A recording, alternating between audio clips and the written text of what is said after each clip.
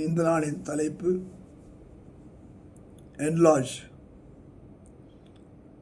விஸ்தாரமாக்கும்.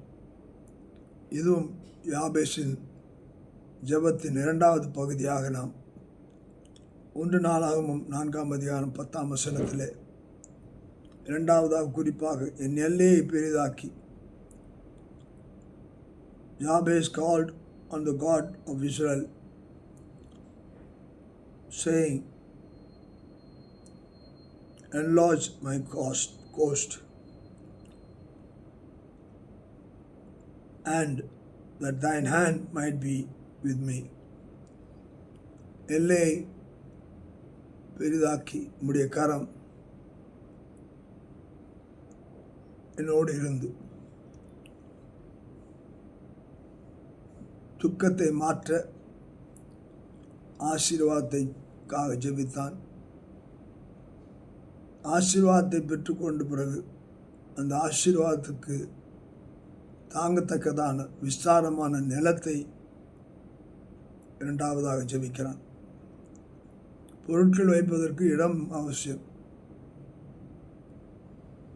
ஆசீர்வாதத்தை பெற்றுக்கொண்ட யாபேசுக்கு அந்த ஆசீர்வாதத்தின் எல்லைகளை பெரிதுபடுத்தும் போது தான் அந்த ஆசீர்வாதத்தை அநேகருக்கு பிரயோஜனமாக்க முடியும்.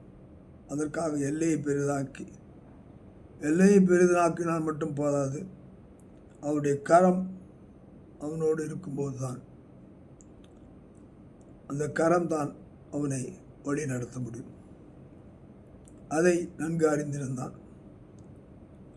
என் எல்லையை பெரிதாக்கி உமது கரம் என்னோடு இருந்து,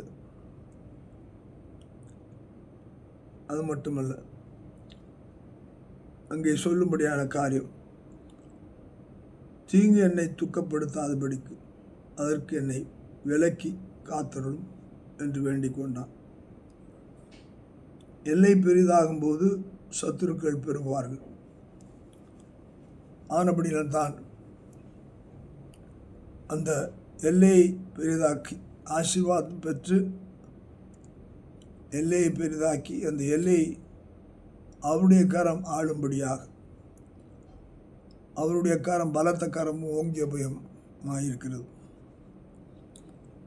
அது ஆளும்போது தீங்கு அவனை துக்கப்படுத்தாது என்பதை அறிந்திருந்தபடியால் அவைகளுக்கு என்னை விலக்கி காத்தருளும் என்று ஜெபிக்கிறான். இன்றைக்கு ஜெபம் முழுமையாக வேண்டும் என்றால் ஃபேசட்ஸ் என்று சொல்வார்கள். சகல பக்கங்களும் அது சரியாக ஜெபித்து கேட்கும்போது தான் அது முழுமையாக நிறைவேறுகிறதா இருக்கிறது. அப்படிப்பட்ட ஜெபத்தை அந்த